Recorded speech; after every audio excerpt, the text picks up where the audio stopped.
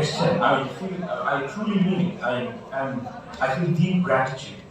অসংখ্য ধন্যবাদ। আমি সত্যি মনে করি যে আমি বাংলাদেশের মানুষের যে ভালোবাসা পেয়েছি, আস্থা থাকে, এর এক ভাগ ভালোবাসা যদি একটা মানুষ পান তার জীবনে, I would consider যে তার জীবনটা সার্থক। এই ভালোবাসার আপনারা দোয়া করবেন যেন এই ভালোবাসার লায়ক আমি হতে পারি, যেন আমি ভবিষ্যতে ওই ডেসপিকেবল না।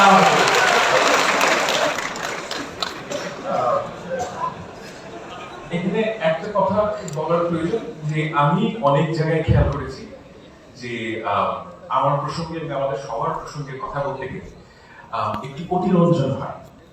এই অতিরঞ্জন হচ্ছে কি যে আমরা সবাই মিলে যা করেছি, আর এর তুলনায় আবু সাঈদের হাত এটা অনেক অনেক, এটা কোনো তুলনা। এবং আমি আসলে মনে করি যে আবু সাঈদের সাথে আমাদের নাম উচ্চারিত হওয়াটা ঠিক না। তারা যে আত্মত্যাগ করেছে তাদের জন্য আজকে আমি এখানে দাঁড়াতে পারছি, বাংলাদেশের ছাত্র জনতা। তারা এই আত্মত্যাগ না করতেন তাহলে আমরা অন্তত আমি এবং জিয়া ভাই এখানে, ফায়েজ ভাইও এখানে দাঁড়াতেই পারতাম না। আমি সত্যি মানে আমি এটা বলার জন্য বলছি না, I'm absolutely thankful to you all. এবং আপনাদের সবার কাছে আমি একটা কারণে ক্ষমা চাইছি যে আমি অনেককে বলেছি যে আপনার সাথে দেখা হবে, কথা রাখতে পারিনি। আমি এই চরিত্রের মানুষ না, কিন্তু আমি আসলেই পারিনি। আপনাদের সবার কাছে ক্ষমা চাইছি। আমার বক্তব্য প্রথমে একটা জিনিস বলে রাখা প্রয়োজন যে আমি বক্তব্য ছোট করতে চাই আর প্রশ্ন উত্তর বেশি করতে চাই। দেখেন, আমি একজন ফুল টাইম হাজবেন্ড। যারা আপনারা অভিজ্ঞ হাজবেন্ড তারা জানেন যে আমরা কিন্তু কথা বলতে স্বচ্ছন্দ না, কিন্তু প্রশ্ন উত্তরে আমি আমার অভিজ্ঞতা কাজে লাগাই। আমি প্রথমেই একটা দার্শনিক প্রশ্নের কথা বলবো যে আমি কে। এটা আমার সবার জীবনে খুব গুরুত্বপূর্ণ প্রশ্ন, আমি কে। এখন আমার ক্ষেত্রে এই প্রশ্নের উত্তর হচ্ছে যে অনেকভাবে এই প্রশ্নের উত্তর দেওয়া যায়। যেমন ধরেন আমি একজন পিতা, আমি বাংলাদেশী, আমি হিন্দুস্তানি মুসলমান, আমি বাঙালি এবং আমি অস্ট্রেলিয়ান। এই প্রত্যেকটা প্রশ্নের যে উপাদান আমার পরিচয়, প্রত্যেকটি কিন্তু গুরুত্বপূর্ণ। আমি কোনোটাকে কখনোই অস্বীকার করি না, কিন্তু একটা ব্যাপার আপনাদেরকে বুঝতে হবে যে আমরা যখন ইন্টারঅ্যাক্ট করি সমাজের মধ্যে, আমাদের একটা অজুহাতের প্রয়োজন হয় যে আমি আপনার সাথে সংযুক্ত হতে চাই, আমি আপনাদের সবার সাথে সংযুক্ত হতে চাই, সেজন্য একটা সম্প্রীতি তৈরি করতে চাই, এবং সেজন্য আমাদের কিছু অজুহাতের প্রয়োজন হয়। এই অজুহাতের যে প্রয়োজন, এটা কিন্তু সব সময় সরকারে ছিল, এবং এই প্রয়োজন থেকেই আমরা আমাদের যে পরিচয়, সেই পরিচয় থেকে আরো বড় স্ফিয়ারে চলে আসি। এখন আমাদের যে জাতীয়তাবাদের উদ্ভব কিংবা ধর্ম এই প্রশ্নটার উত্তর দেয় যে আমাদের যে একের সাথে অপরের যে পরিচয়, যে সম্প্রীতি, যে সদ্ভাব, এর অজুহাত প্রয়োজন, এবং সেখানে এই আমাদের পরিচয়বাদী জাতীয়তাবাদের প্রসঙ্গ আসে। এখন আমার জীবনে কিছু রিমার্কেবল মানুষের সাথে আমার পরিচয় হয়েছে। একজন হচ্ছেন দীপেশ চক্রবর্তী।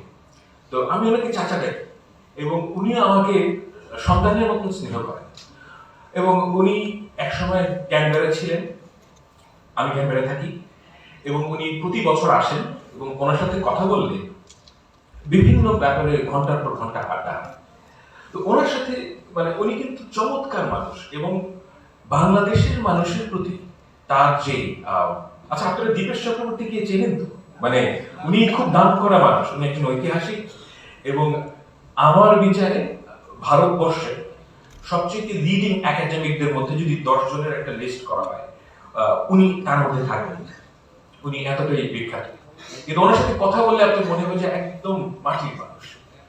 তো ওনার সাথে কথা বলে এবং বিভিন্ন পশ্চিমবঙ্গের মানুষের সাথে কথা বলে আমার সবসময় মনে হয়েছে, বিশেষ করে হিন্দু সম্প্রদায়ের মানুষদের সাথে, যে তাদের একটা ধারণা হচ্ছে যে একজন হিন্দু এবং একজন মুসলমান, এই যে উভয়ের মাঝে একটা সম্প্রীতির একটা স্পেস তৈরি হবে, সেই জায়গাটা সেকুলার একটা জায়গা হতে হবে। অর্থাৎ আমরা ধরেন আপনি একজন হিন্দু এবং আমি একজন মুসলমান, এবং আমি যে আপনার সাথে একটা সম্প্রীতির সম্পর্ক তৈরি করব, এর জন্য আপনাকে এবং আমাকে উভয়কে বাঙালি হিসেবে হাজির হতে হবে। অর্থাৎ যে অজুহাতের কথাটা আমি বললাম, সেই অজুহাতটা এখানে হচ্ছে গিয়ে বাঙালি। আমি এই প্রবণতা বহু মানুষের মধ্যে দেখেছি এবং এর কারণও আমার কাছে মনে হয়েছে যে এই জায়গাটা কিভাবে তৈরি হতো। আমি প্রশ্নটা করি এই কারণে যে এই যে বাঙালি জাতীয়তাবাদ আবিষ্কার হলো আমাদের দেশে 60-এর দশকে, এর আগে তো 700 বছর ধরে মুসলমান এবং হিন্দু একই সাথে থেকেছে, তাদের কেন এই প্রয়োজনটা বোধ হয়নি? এবং এই জায়গায় এসে আমার যে কনক্লুশন সেটা হচ্ছে কি, যে আমরা সবাই বাঙালি, মুসলমান এবং হিন্দুর মাঝে যে একটা সম্প্রীতির যে প্রবণতা অলরেডি আছে, সেই প্রবণতাটা আমরা কখনো গ্রাহ্য করি না। আপনার কিন্তু একটা সেকুলার স্ফিয়ারে গিয়ে হিন্দুর সাথে সদ্ভাব তৈরি করতে হয় না। মুসলমান ধর্মেই এটা আছে, হিন্দু ধর্মেই এটা আছে। মানুষের স্বভাবই হচ্ছে কি এটা, এবং মানুষের একটা প্রবণতা আছে, মানুষের একটা প্রতিভা আছে আরেকজন মানুষের সাথে সদ্ভাব তৈরি করার। এই সদ্ভাবটার এই প্রবণতাকে আমরা অগ্রাহ্য করে 60-এর দশকে আমরা বাঙালি জাতীয়তাবাদের উদ্ভব হয় বাংলাদেশে। এবং এই যে বাঙালি জাতীয়তাবাদের উদ্ভব, সেটা কেন হলো? অর্থাৎ 1947 সালে যখন আমরা পাকিস্তান পেলাম, তখন এখানে আমরা বাংলাদেশের যারা লিটারেসি ক্লাস, অর্থাৎ এই ঢাকা ইউনিভার্সিটির কাছে শিক্ষিত মানুষ, তারা মনে করলেন যে তাদের পরিচয় মুসলমান হওয়াটা যথেষ্ট না। মুসলমান হওয়াটা যথেষ্ট না, কারণ আপনাকে সবসময় মনে করতে হবে যে আমি উর্দুওয়ালাদের চেয়ে আলাদা। এই যে চাহিদা, এই চাহিদা থেকে বাঙালি জাতীয়তাবাদের উদ্ভব হয়। অর্থাৎ এবং আরো অনেক এলিমেন্ট আছে। একটা গুরুত্বপূর্ণ এলিমেন্ট হচ্ছে কি, যে সেই সময়কার যারা শিক্ষিত সম্প্রদায়ের মানুষ, তাদের যে চাইল্ডহুড মেমোরিজ, এটা হেভিলি ডিপেন্ডেন্ট অন কলকাতা। অর্থাৎ কলকাতার সিনেমা তারা দেখেন, কলকাতার বই তারা পড়েন, এবং তাদের কাছে মনে হচ্ছে যে আমাদের এদের মতো হতে হবে এবং এদের মতো হওয়ার চাহিদা। এবং আরো একটা গুরুত্বপূর্ণ এলিমেন্ট আমার কাছে মনে হচ্ছে, সেটা হচ্ছে হিন্দু ধর্মের মানুষদের লিভড এক্সপেরিয়েন্স। আমি মনে করি, আমার সাথে আপনি দ্বিমত পোষণ করতে পারেন, কিন্তু আমার কাছে মনে হয়েছে বিভিন্ন লিটারেচার পড়ে, বিভিন্ন কথা বলে অনেকের সাথে, যে হিন্দু ধর্মের মানুষদের মধ্যে একটা ঐতিহাসিক গ্লানি আছে। সেই গ্লানিটা তারা বোঝে যে শ্রেণী প্রথা এটা ঠিক না, এটা তারা বোঝেন, এবং এটার একটা ঐতিহাসিক গ্লানি তাদের মধ্যে আছে। এবং এই গ্লানিটার যে প্রশমন, সেটার সম্ভব হয় 1920s-এ, যে তারা মনে করেন যে মানুষ ডিক্লাসড হয়ে যাবে, এবং এই আইডিয়াটা heavily depend on left lining ideas. এবং সেখান থেকে তাদের বামপন্থার প্রতি তাদের যে আগ্রহ, তারা কিন্তু মানে সত্যিকার অর্থে খালিস দিলে তারা মনে করেছেন যে মানুষ ডিক্লাস হবে, এবং ডিক্লাস হওয়ার জন্য, এবং আমরা পূর্ববঙ্গের মুসলমানরা মনে করেছেন এইটা হচ্ছে কি আমাদের রাস্তা। কিন্তু এই কাজ করতে গিয়ে যে বাঙালি জাতীয়তাবাদের উদ্ভব হয়, জাতীয়তাবাদ কিন্তু পরিচয়ের চেয়ে অধিক। আপনার পরিচয় বাঙালি, এটা আমি কখনোই অস্বীকার করতে বলছি না, কিন্তু জাতীয়তাবাদের মধ্যে আরো অনেক এলিমেন্ট আছে, এবং সবচেয়ে বড় এলিমেন্ট হচ্ছে কি রাজনৈতিক। এবং এই রাজনৈতিক এলিমেন্ট কে, এই এলিমেন্টটাকে সবচেয়ে কি বলবো, এমবডিমেন্টটা কি এই জিনিসের, এই চাহিদার, এই বাঙালি জাতীয়তাবাদ। বাংলাদেশের মানুষদের মধ্যে একটা কমন আন্ডারস্ট্যান্ডিং হচ্ছে শেখ মুজিবুর রহমান হচ্ছেন গিয়ে এই যে বাঙালি জাতীয়তাবাদের যে যে চাহিদা, যে বাঙালি জাতীয়তাবাদের যে আকর্ষণ, তার এমবডিমেন্ট হচ্ছেন কি শেখ মুজিবুর রহমান। এবার আমি আপনাদের সবাইকে একটা কথা বলতে চাই, এটা আপনারা সবসময় মনে রাখবেন, যে আপনি যা বলেন, আপনার যে মেসেজ, এই মেসেজের যদি 50% গুরুত্ব হয়, বাকি 50% হচ্ছে কি আপনি কে। অর্থাৎ একটা হারামি কিসিমের লোক যদি ভালো কথা বলে, আপনি কিন্তু সেই কথাটা শুনবেন না। হ্যাঁ, এখন এই জিনিসটা সবসময় মাথায় রাখবেন যে আপনি যেই আদর্শের কথা মানুষকে বলেন, সেই আদর্শ আপনার লিভড এক্সপিরিয়েন্সের মধ্যে থাকতে হবে। এখন বাঙালি জাতীয়তাবাদের কথা বলে সবচেয়ে আমার দৃষ্টিতে, আপনারা আমার সাথে একমত হওয়ার প্রয়োজন নেই, আমার দৃষ্টিতে সবচেয়ে অগ্রহণযোগ্য ব্যক্তিটি হচ্ছেন কি শেখ মুজিবুর রহমান।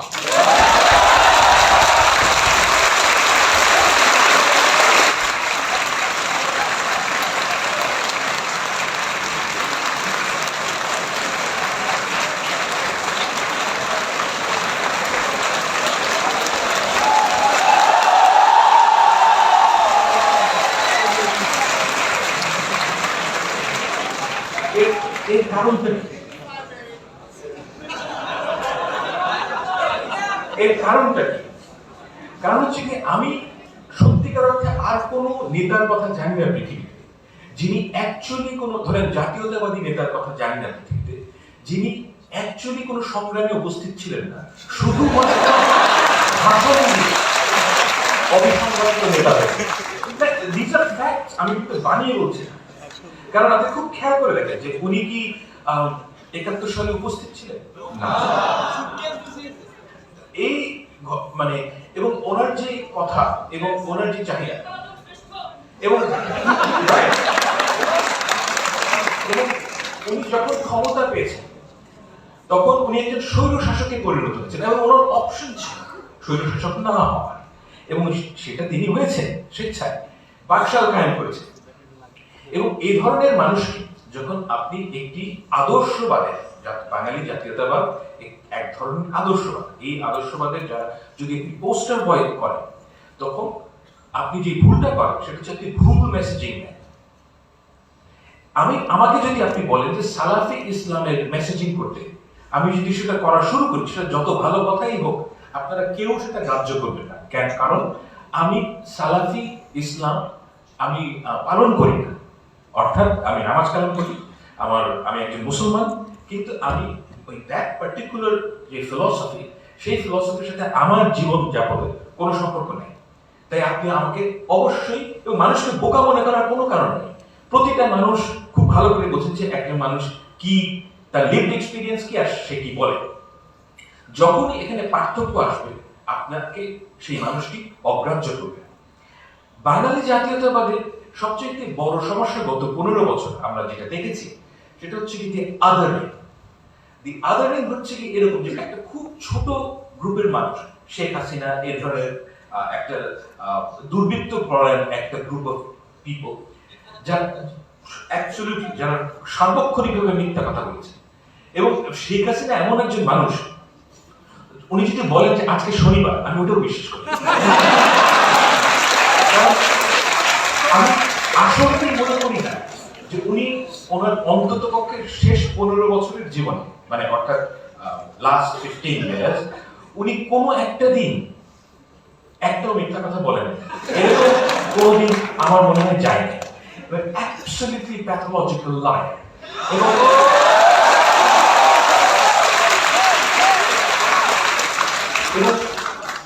যে সত্যটা হচ্ছে কি একদম আমাদের সামনে উদ্ভাসিত, সেটা হচ্ছে কি যে বাঙালি জাতীয়তাবাদের যে পলিটিক্যাল বয়ান, সেটা বিভিন্ন কারণে প্রবলেম্যাটিক।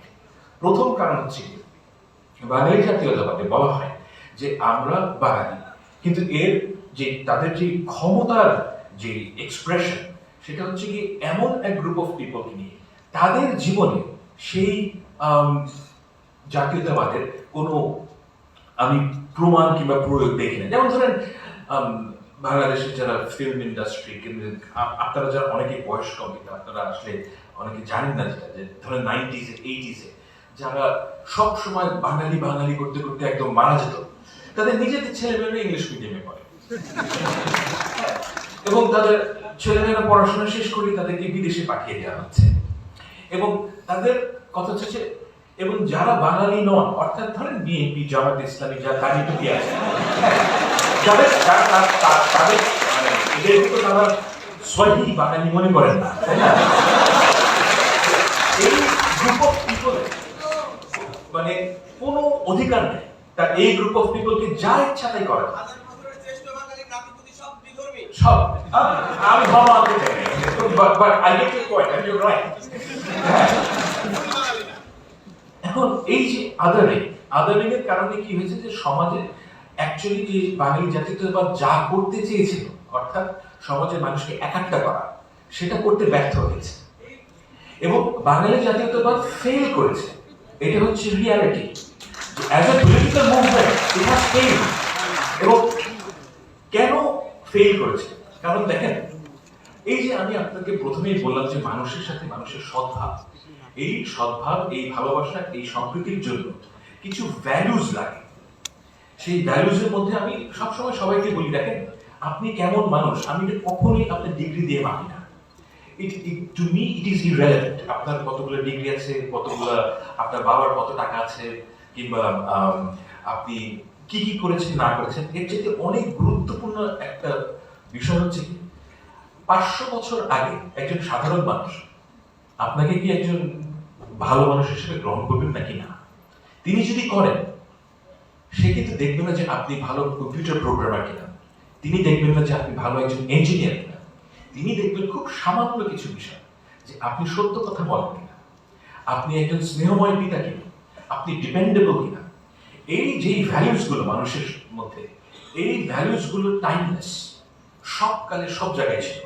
এবং এই ভ্যালুসগুলো বাঙালি জাতীয়তাবাদ ধারণ করতে পারে না, ধারণ করতে পারে না দেখে এই অ্যাজ এ পলিটিক্যাল মুভমেন্ট এটা ফেল করেছে। আপনি দেখেন যে বাঙালি জাতীয়তাবাদের যারা ক্ষমতার কেন্দ্রে ছিলেন তারা কারা ছিলেন?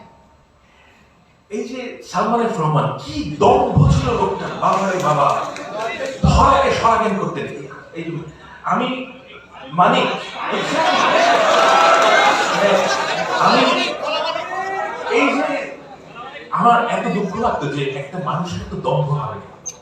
এবং আমি ব্যক্তিগতভাবে খুব একেবারে হিংস্র মানুষ না, কিন্তু সালমান এফ রহমান যখন অপদস্থ হন আমি এর মধ্যে শান্তি খুঁজে পেয়েছি।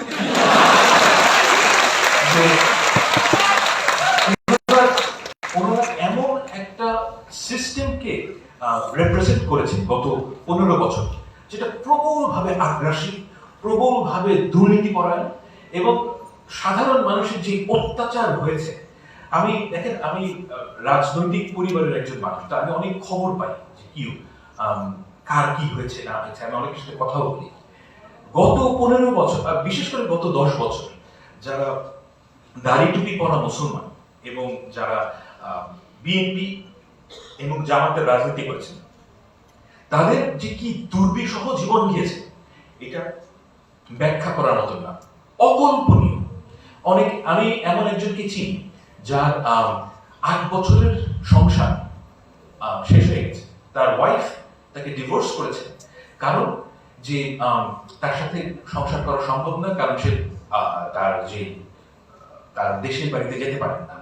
তিনি ঢাকায় উবার চালাতেন এবং এই ঘটনা ঘটেছে কিন্তু 10 বছর জুড়ে।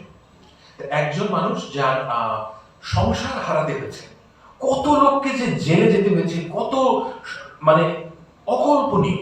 আমার আলমগীর সাহেব, উনি জেল থেকে বেরিয়ে কাঁদছিলেন, আমার ফোনে কথা হচ্ছে, উনি কেঁদে ফেলেছেন, কারণ জেলে গেলে উনি দেখতে পান যে বিএনপির অন্য নেতাদের মানে অন্য কর্মীদের কি অবস্থা। এক একজনের কাহিনী আপনি শুনলে চোখে পানি ধরে রাখতে পারবেন। এবং এই যে অত্যাচার, এই অত্যাচার হয়েছে কি কারণে? কারণ একটা ক্লাস সৃষ্টি হয়েছে বাংলাদেশে, যারা নিজেদেরকে বাঙালি আওয়ামী মনে করত, এবং এই মনে করা থেকে তাদের কিন্তু অপরকে অত্যাচার করার যে জাস্টিফিকেশন তৈরি হয়েছে।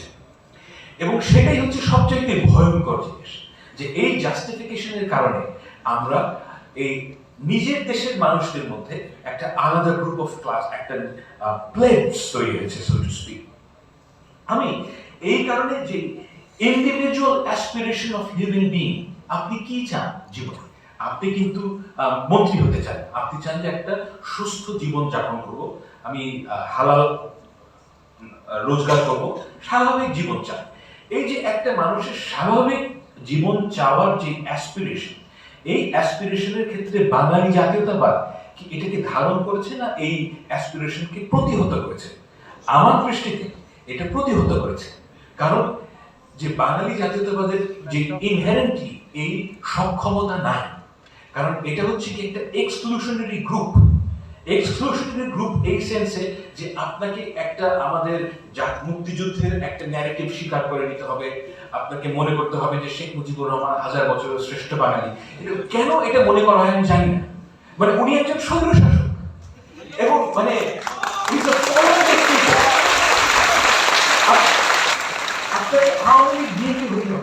আপনি আমাকে পৃথিবীর ইতিহাসে একজন ফলেন ডিক্টেটরকে দেখান যিনি তাদের সমাজে রিহ্যাবিলিটেটেড হয়েছে, একজনও নাই।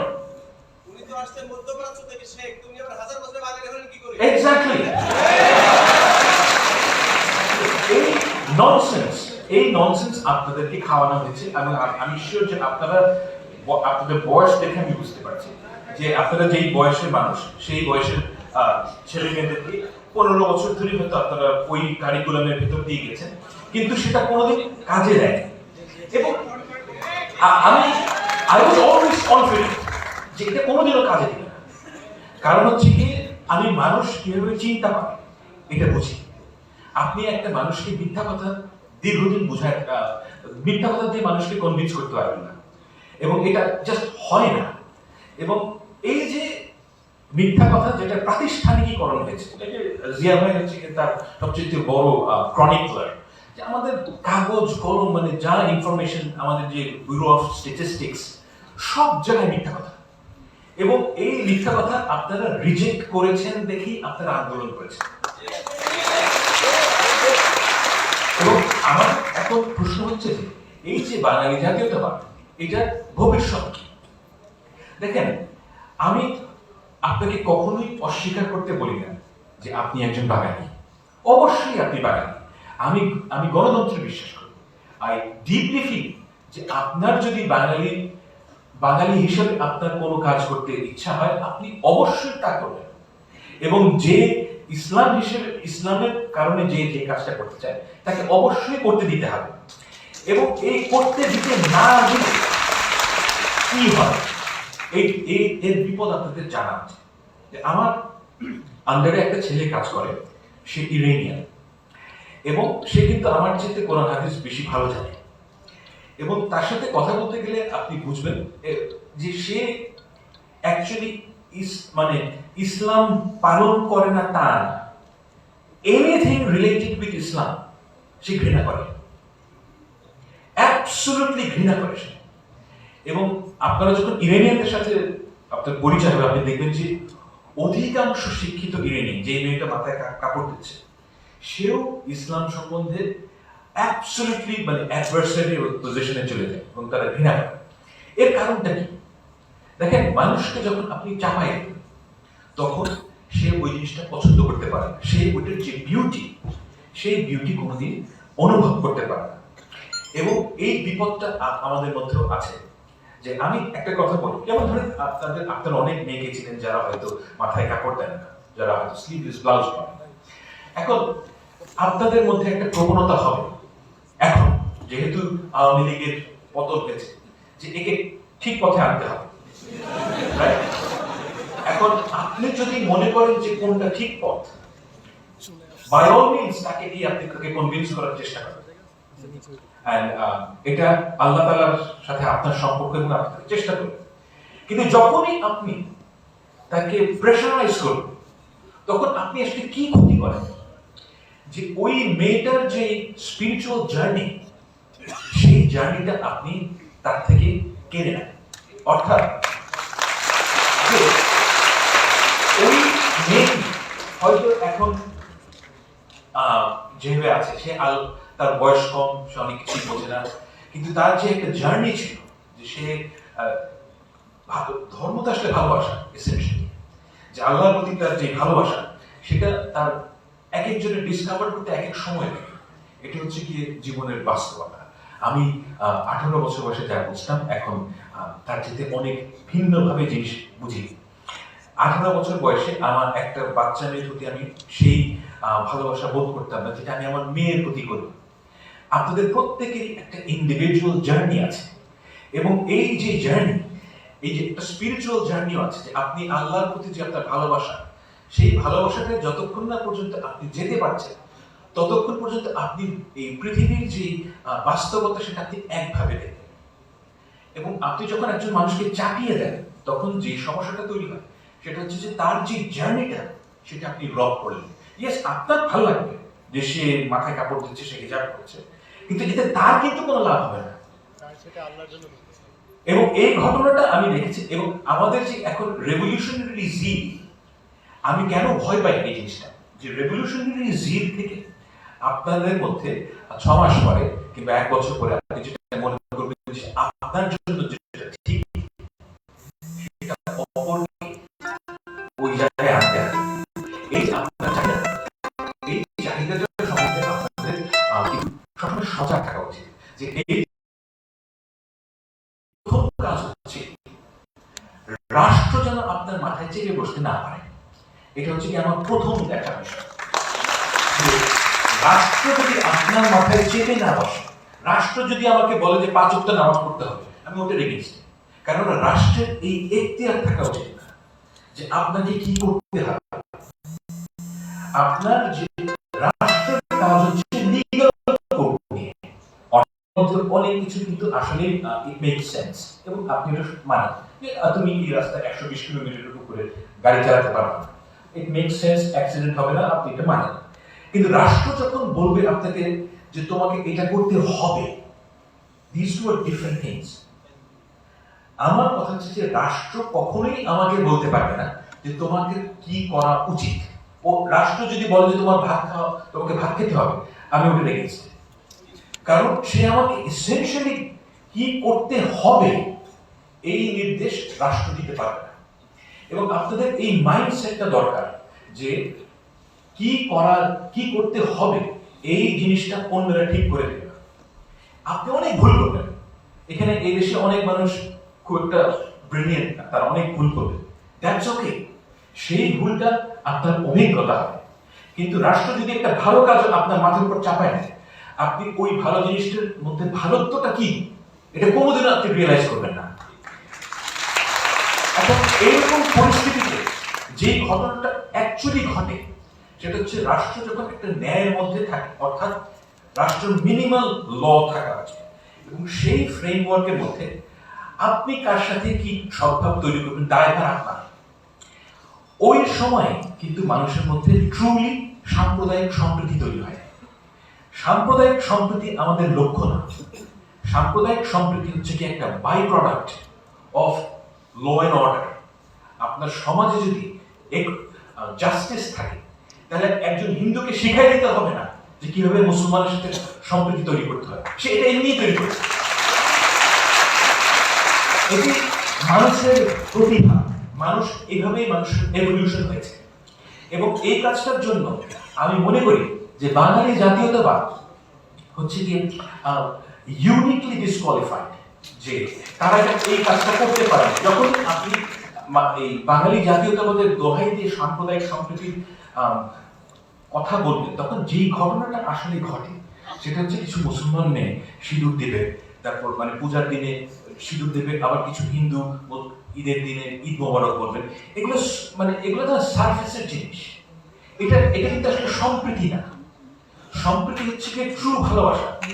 আমি যখন একটা কোন হিন্দুর সন্তানকে দেখি, আমি কিন্তু কিংবা খ্রিস্টানের সন্তানকে দেখি, আমার কিন্তু কখনোই মনে হয় না যে এটা খ্রিস্টানের সন্তান কিংবা হিন্দুর সন্তান। আমি দেখি একজন বাবা হিসেবে, আমি একজন বাবা আর এটা একজন সন্তান। এই যে মনোভাব, এই মনোভাব কিন্তু মানুষের মধ্যে, এটা কিন্তু কোনো অ্যাডভান্সড কিংবা সফিস্টিকেটেড মনোভাব না। এই মনোভাবটা মানুষের মধ্যে সবসময় ছিল। বাঙালি জাতীয়তাবাদ এসে আপনাকে বুঝিয়েছে যে এই মনোভাব যথেষ্ট না, যথেষ্ট কি আপনাকে ওই সেকুলার স্পেসে যেতে হবে। এবং আপনার মধ্যে তো ওই সেকুলার স্পেসের কোনো নিড ছিল না কোনো, তখন আপনাকে মনে হচ্ছে যে বিশেষভাবে অ্যাক্ট করে আপনার সমাজে সহি হিসেবে আপনি আবির্ভূত হবেন, কিন্তু এটা হয়নি, এটা ফেল করেছে এবং এটা বারে বারে ফেল করবে। একজন হিন্দুকে মুসলমান, হিন্দু ধর্ম ছেড়ে মুসলমানের সাথে সম্প্রীতি তৈরি করতে হবে না, ঠিক তেমনি একজন মুসলমানকে তার ইসলাম ধর্ম বাদ দিয়ে তাকে হিন্দুর সাথে সম্প্রীতি তৈরি করতে হবে না। এই হচ্ছে কি, এবং সবচেয়ে বড় কথা, বাঙালি জাতীয়তাবাদী পৌরোহিত্য না থাকে এই ঘটনাটা ঘটবে, সেটা হচ্ছে যেই কাজগুলোকে আপনি বাঙালির কাজ বলে মনে করেন, অর্থাৎ যেমন ধরুন একটা বিশেষ specific way of art form. আমি দেখেন, আমি একজন ছবি আঁকি আমি, এবং আমি যে কোনো দেশে গেলে মিউজিয়ামে যাই, সব জায়গায় এই জায়গাগুলোর ব্যাপারে আমার সারা জীবন অনেক আগ্রহ। আমি দেখলাম যে গুলশানে আমি দুটো দোকানে গেলাম, আমি দেখলাম যে এইসব জায়গায় যে আর্টের কোয়ালিটি মানে 20 বছর আগে থেকে এখন অনেক ডিগ্রেডেড হয়েছে। Actually I can ভাউচ for it যে বাংলাদেশের আর্টিস্টদের যে আর্ট ওয়ার্ক এর যে মান সেটা নিচে নেমে গেছে। কেন গেছে সেটা ভিন্ন বিষয়, কিভাবে গিয়েছে সেটা ভিন্ন বিষয়, কিন্তু আমি একটা কথা বলতে চাই যে এটা হচ্ছে সাবজেক্টিভ মূল্যায়ন আমার নিজের, কিন্তু আমার কাছে মনে হচ্ছে একটু কমে গেছে। কারণ কি? কারণ হচ্ছে কি, আপনাকে এমন একটা এক্সপ্রেশনের প্রতি বাধ্যবাধকতা সৃষ্টি করা হয়েছে যেটা আপনার মন থেকে আসে না। আপনাকে মনে হচ্ছে যে আমি যদি একজন স্কাল্পচার হই তাহলে আমাকে একটা শেখ মুজিবের মূর্তি বানাতে হবে। আপনার মনে হচ্ছে যদি আমাকে একজন আর্টিস্ট হতে হয় তাহলে বাংলায় এভাবে লিখতে হবে, তাহলে শেখ মুজিবের অমুক ছবিটা আঁকতে হবে, এবং নাটক করতে গেলে আপনাকে দেখাতে হবে যে তার মানে যেগুলোর কোনো রিয়েল লাইফে কোনো রেলেভেন্স নাই। মানে মানুষ এইভাবে সমাজে চলে না। আমাদের একটা স্পেসিফিক ওয়ে অফ লাইফ আছে, যেটা হচ্ছে গিয়ে যেটা 1000 বছরের সংস্কৃতি না, কিন্তু অন্তত কয়েকশো বছরের আমাদের অভ্যাস, আমাদের একটা স্পেসিফিক ওয়ে অফ লাইফ আছে। এই লাইফটা যেমন মেয়েরা এখানে শাড়ি পরবে, আপনি চেষ্টা করলেও তাকে শাড়ি পরা আটকাতে পারবেন না, সে বিশেষ বিশেষ দিনে শাড়ি পরবে। এখন বাঙালি জাতীয়তাবাদ যে কাজটা করে সেটা হচ্ছে আপনাকে একটা রাইট এন্ড রং বাইনারি তৈরি করে, যে বাঙালি হতে গেলে আপনাকে এই কাজগুলো করতে হবে, এই কাজগুলো না করতে হবে। এখন এটা কোনো প্রয়োজন নাই, আপনাকে কেউ কারোর কোনো ঠিক করে দেওয়ার প্রয়োজন নেই যে কি করা উচিত কি করা উচিত না। এই যে মোরালিটি, এই যে মোরাল কোড, সেটা নির্দেশনা দেওয়ার ক্ষমতা বাঙালি জাতীয়তাবাদের নাই। এটা আপনাকে অন্য কোনো জায়গা থেকে সংগ্রহ করতে হবে। এবং সেই জন্য আমি বলি যে বাঙালি জাতীয়তাবাদের যদি পৌরোহিত্য না থাকে তাহলে আপনার যে স্বভাব, এটার এভলিউশন হবে, আপনি নির্ভয়ে একটা কাজ করতে পারেন। এই যে আজকে আপনারা এখানে এসেছেন, এটা কিন্তু আসলে আমি জিয়াবার সাথে একমত, মানে 3-4 মাস আগে এটা সম্ভব ছিল না। আপনাকে মানে এখানে যে কেউ আসতো, কিন্তু আপনারা নিজের থেকে আসতেন না। এই যে মানুষের যে স্বাধীনতার যে কি বলবো, স্বাধীনতার যে একটা উদ্ভব এবং স্বাধীনতার যে প্রকাশ, এটা কিন্তু আমাদের সমাজের মধ্যে এসছে, এবং এই জিনিসটাকে আমাদের রক্ষা করতে হবে। এবং সেজন্য আপনাদেরকে প্রত্যেককে নিজ নিজ জায়গায় you have to be very certain about it, যে এই যে আমাদের সন্তানরা যারা আমাদের জন্য তাদের জীবন দিয়েছে, তাদের যে সবচেয়ে বড় জিনিস কিন্তু মানুষের জীবন, সেই জীবন তারা দান করেছে এবং তার দিয়ে নির্ভীকভাবে জীবন দান করেছে। এটা একটা মূল্য আছে, এই মূল্যটা আপনাদেরকে ঠিক করতে হবে, এবং এই মূল্য আমাদেরকে রক্ষা করতে হবে। এবং এই রক্ষা করার সবচেয়ে প্রথম কাজ হচ্ছে গিয়ে আপনি যারা সত্য মনে করেন সেই সত্যের পক্ষে থাকবেন। সকল ধরনের যে ফ্যাসিজম এর শুরু হয় মিথ্যা থেকে, এবং এই মিথ্যা আপনাদের পরিহার করতে হবে। মিথ্যায় পার্টিসিপেট করেন না। মিথ্যায় পার্টিসিপেট না করলে আপনার সবসময় সত্যের পথে, মানে সত্যকে একসেপ্ট করলে আপনার অনেক ক্ষতি হবে, কোনো সন্দেহ নেই। কিন্তু সেই ক্ষতিটা এরকম না যে হেলিকপ্টার করে পালিয়ে যেতে হয়। এই মানুষের জীবনে এই জিনিস, এবং আমি সবসময় মনে করি, আমি মনে করি যে আমার 60 বছর বয়সে আমি যদি আমার মেয়ের সামনে দাঁড়াতে পারি, I would consider to be a successful man. আমি কিন্তু আসলে ওই কেয়ার করি না যে কে কি বললো না বললো, কি পুরস্কার না পেলো, এগুলো আমার কাছে ইমিটেরিয়াল, অ্যাবসলিউটলি ইমিটেরিয়াল। কারণ end of the day doesn't matter. যেটা অ্যাকচুয়ালি ম্যাটার করে সেটা হচ্ছে আমার মেয়ে আমাকে কিরকম মানুষ মনে করে। এবং এই ঘটনাটা আপনারা এখন অনেক জ্ঞান, আপনাদের হয়তো এখনো সন্তান হয়নি, ভবিষ্যতে হবে, আমি আল্লাহর কাছে দোয়া করি, কিন্তু যখন হবে তখন হবে। এখন এই এই মানে শুভকামনা থেকে আমি আপনাদেরকে সবসময় একটা কথা স্মরণ করি দিতে চাই, আমি আগেও বলেছি, এখনো বলছি, যে সব ধরনের যে ডেভিয়েশন আমাদের সমাজে শুরু হয়, এই ডেভিয়েশনের প্রথম স্টেপটা, নানান ধরনের ডেভিয়েশন সমাজে হয়, কিন্তু প্রথম স্টেপটা হচ্ছে গিয়ে শিক্ষিত মানুষ যখন মিথ্যায় পার্টিসিপেট করে, এটার যে সুদূর প্রসারী যে প্রভাব কত, এটা আপনি কল্পনাও করতে পারবেন না। যেমন আমাদের শিক্ষকরা, ঢাকা বিশ্ববিদ্যালয়ের শিক্ষকরা বছরের পর বছর মিথ্যা কথা বলে গেছে। আপনাদের ঢাকা ইউনিভার্সিটির টিচাররা, আমি একটা ঘটনা মনে করি না, আমার একজন শিক্ষিকা ছিলেন, আমি এই বিশ্ববিদ্যালয়ে পড়াশোনা করেছি, ওনার আমি আসলে নাম বলছি না, তো উনি হ্যাঁ তো উনি যখন আমি ছিলাম তখন কিন্তু উনি একজন অ্যাভারেজ খারাপ শিক্ষক ছিলেন। হ্যাঁ, মানে অন্য খারাপ শিক্ষকরা যা করেন উনি তাই করতেন। হ্যাঁ, কিন্তু উনি হিংস্র ছিলেন না, এবং আমি এটা বলবো যে উনি একজন ভদ্রলোক ছিলেন। হ্যাঁ, কিন্তু আমি পরে শুনি কি যে 2-3 বছর আগে শুনি যে উনি একদম ভয়ানক শেখ হাসিনার মতন, খাতাকে পরীক্ষার হলে কাউকে পছন্দ না হলে খাতা টেনে নিবেন, ছিঁড়ে ফেলবেন খাতা, এই ধরনের হিংস্র কাজ করা শুরু করেছে।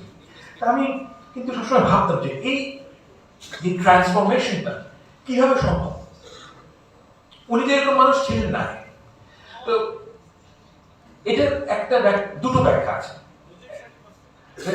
একটা ব্যাখ্যা হচ্ছে কি যে আমি তখন তাকে চিনতে পারিনি, তিনি তখনও তাই ছিলেন, কিন্তু তার যে প্রতিভার স্ফুরণ ঘটে নাই, কারণ তার যে প্রতিভার স্ফুরণ ঘটার জন্য যে পরিবেশ দরকার ছিল সেটা তার সময় ছিল না।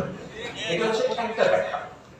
আর দ্বিতীয় ব্যাখ্যা হচ্ছে কি যে এই 15 বছরে সমাজ তাকে এরকম হিংস্র, মানে তার যে প্রফেশনাল সমাজ অর্থাৎ ঢাকা বিশ্ববিদ্যালয়ের পরিবেশ তাকে হিংস্র করে দিচ্ছে। দুটোই একই সাথে সত্য হতে পারে, এগুলো মিউচুয়ালি এক্সক্লুসিভ না। কিন্তু এই জায়গায় পৌঁছানোর জন্য আপনার প্রথম যে জায়গায় যে বিষয়টা আপনাকে একমত হতে হয় সেটা হচ্ছে কি যে আপনার নিজের সম্বন্ধে একটা ইনফ্লেটেড ধারণা তৈরি করতে হয় যে আমি সামবাদি। এখানে আমরা কেউই সামবাদি না। আমরা সবাই মারা যাওয়ার 30 বছরের পর আই ডোন্ট থিঙ্ক এখানে এমন কেউ আছে যাকে এই পৃথিবী মনে রাখবে। আমি অলমোস্ট সার্টেন অ্যাবাউট ইট যে ধরেন 10-15 জন লোক হয়তো মনে রাখবেন, না মনে রাখার সম্ভাবনাটাই বেশি। কিন্তু আপনাকে এই পৃথিবীতে জীবন ধারণ করার জন্য একটা ইনফ্লেটেড আইডিয়া অ্যাবাউট ইয়োরসেলফ তৈরি করতে হয়, এই যেটা হচ্ছে এসেনশিয়ালি একটা মিথ্যা কথা।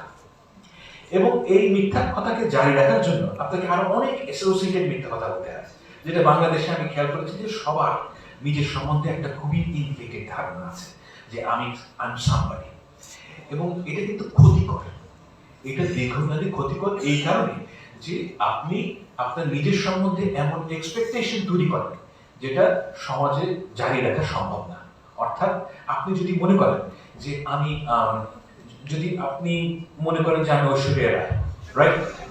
তাহলে ঐশ্বরিয়া রায়ের মতন আপনাকে সাজগোজ করতে হবে, হ্যাঁ, অ্যাডেড এক্সপেন্স, এবং ওইরকম সাজগোজ করতে হলে প্রতিদিন আপনাকে বাইরে বেরোনোর আগে 1 ঘন্টা সাজগোজ করতে হবে। এগুলো কিন্তু আপনি নিজের উপর চাপিয়ে দিচ্ছেন, এবং প্রতিটা জায়গায় আপনাকে একটা ইমেজ মানুষের সামনে প্রকাশ করতে হবে। এই ইমেজ থেকে বাঁচার জন্য সবার আগে যে প্রথম জিনিসটা আপনাদের মনে রাখা উচিত যে আমি মিথ্যায় পার্টিসিপেট করব না। মিথ্যায় পার্টিসিপেট না করলে আপনি নিজেকে নিয়ে কন্টেন্ট থাকেন যে আল্লাহ তাআলা আমাকে যা বানিয়েছে দ্যাটস ওকে, আমার মধ্যে হয়তো এই গুণটা নাই, I will try my best to achieve it. I'm not a good writer, I'll work for it. কিন্তু মিথ্যায় পার্টিসিপেট করলে আপনার জীবন মানে সমাজ তো বটেই, আপনার নিজের জীবনও ধ্বংস হবে। আমি মনে করি যে আমাদের এই যে বাঙালি জাতীয়তাবাদের যে ভবিষ্যৎ, সেখানে যে ঘটনাটা ঘটবে সেখানে হচ্ছে যে আমাদের যে জাতীয়তাবাদ থেকে যে political aspect, political side of Bangali জাতীয়তাবাদ, এটা রিভাইভ করা সম্ভব না। কারণ হচ্ছে কি যে আপনাদের যাদের অভিজ্ঞতা, আপনাদের সবার বয়স হয়তো বেশিরভাগের বয়স অন্তত 30-এর নিচে, আপনাদের আগামী 30 বছর পর্যন্ত মনে থাকবে যে এই বাঙালি জাতীয়তাবাদের কারণে আপনাদের জীবনে কি বিপর্যয় নেমে এসেছে। এবং এই কারণে আমি মনে করি যে বাঙালি জাতীয়তাবাদের যে রাজনৈতিক ভবিষ্যৎ, আমি মনে করি না তেমন কোনো রাজনৈতিক ভবিষ্যৎ আছে। কিন্তু এই রাজনৈতিক ভবিষ্যৎ না থাকাটা আমি এটাও মনে করি যে বাঙালির জন্য ভালো। কেন ভালো? আমি একটা ছোট্ট প্রশ্ন করতে চাই আপনাদের যে সবাইকে। আমাদের 2024 কিছুক্ষণের জন্য ভুলে যান, ঠিক আছে? 2024 আমি ভুলে যাচ্ছি। বাঙালি জাতি মানে এই ভূখণ্ডের মানুষের ইতিহাসে 1971 সাল হচ্ছে কি সবচেয়ে গুরুত্বপূর্ণ বছর। দ্বিতীয় গুরুত্বপূর্ণ বছর কোনটা? না,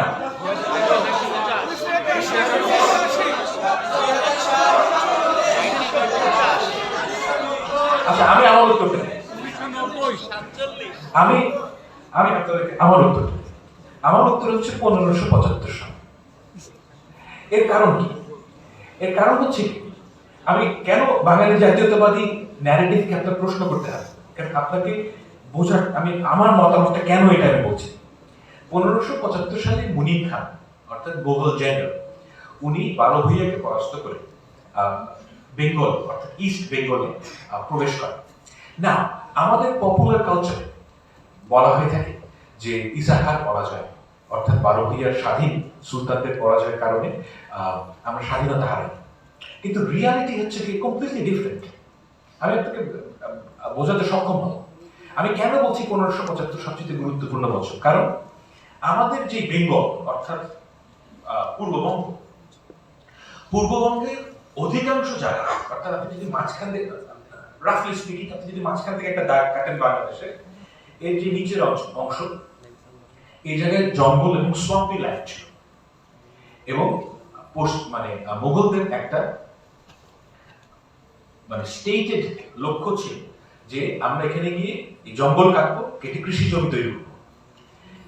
এবং কৃষি জমি তৈরি হওয়ার ফলে মানে 1570-এর দিকে টোডারমল বলে একজন খুব নাম করা মন্ত্রী ছিলেন আকবরের। তো উনি একটা রেন্ট রোল তৈরি করেছিলেন, অর্থাৎ বেঙ্গলের প্রতি কত টাকা রেন্ট মানে কর আসে। এবং এই দ্বিতীয় ভাগ এটা হয় ঠিক 100 বছর পরে।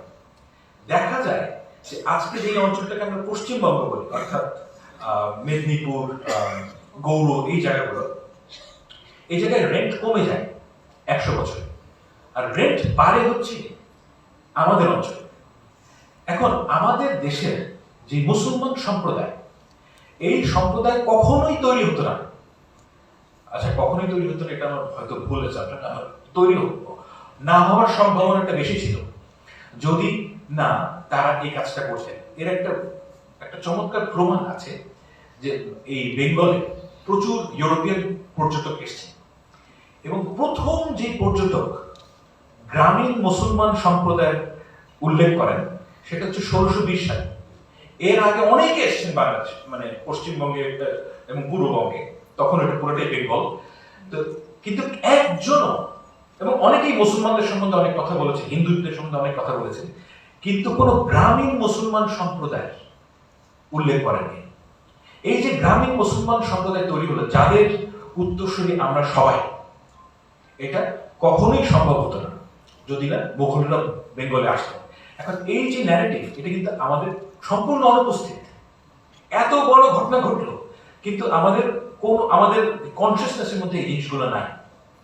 এই জিনিসগুলো নাই কারণ হচ্ছে কি আমরা এমন একটা জাতীয়তাবাদী প্রকল্পের ভিতরে ছিলাম গত 15 বছর যে আমাদের জাতির ইতিহাস কি, আমাদের এবং সেই আমাদের মানুষের যে অ্যাসপিরেশন, কালেকটিভ উইল কি, এটা সম্বন্ধে আমরা আবিষ্কারই করতে পারি। তো আমি আপনাদেরকে অনুরোধ করব যে আমাদের যে ভবিষ্যৎ, সেই ভবিষ্যতে যদি আপনি যেতে চান, এখানে নানান বিষয় আসবে। তবে একটা কথা আপনাদের মনে রাখতে হবে যে স্বাধীনতা জিনিসটা দীর্ঘস্থায়ী জিনিস না।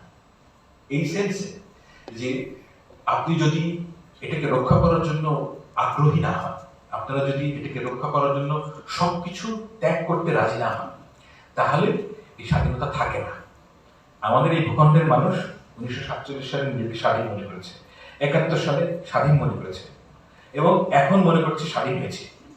একটা জাতি 3 বার স্বাধীন হওয়ার প্রয়োজন হয় না, রাইট? এর কারণ হচ্ছে কি আমরা কেয়ারফুল ছিলাম না। রাষ্ট্রের স্বাধীনতা বড় স্বাধীনতা না, আপনার স্বাধীনতা হচ্ছে বড় স্বাধীনতা। এই দেশের প্রতিটি শিশুকে বুঝতে হবে দেশে স্বাধীন। আপনাকে বুঝতে হবে স্বাধীনতা কোনো প্রমিস না, এর সুফল আপনাকে ভোগ করতে হবে। আপনার যদি ইচ্ছা থাকে আপনার প্রধানমন্ত্রীকে গালি দেওয়ার, আপনার ক্ষমতা থাকতে হবে। এবং আমি এই বাংলাদেশের স্বপ্ন দেখি, এই বাংলাদেশের পরিবেশ যদি এরকম থাকে, তাহলে আপনার যে ভবিষ্যৎ সরকার আসবে সে আপনার সর্বনাশ করতে পারবে না। এবং এতটুকুই যথেষ্ট, সরকার যদি আপনার সর্বনাশ না করতে পারে, তাহলে আপনি নিজে নিজে যে কত কিছু করতে পারবেন এর কোনো হিসাব নেই। মানুষ একটা অমিত সম্ভাবনাময় প্রাণী, তাকে যদি বাধা না দেওয়া হয় সে অসাধ্য সাধন করতে পারে। আমাদের ছাত্ররা যা করেছে এই গত 1 মাসে, এটা 2 মাসে কেউ চিন্তাই করতে পারেনি। তারা অসাধ্য সাধন করেছে, তো হেলিকপ্টার দিয়ে শেখ হাসিনা পালাইছে। তো এই অসাধ্যতারা কিভাবে স্বাধীন করেছে? কারণ হচ্ছে কি আপনাকে বিশ্বাস করতে হবে। Believe in it. If you believe in it, you can do it. Thank you.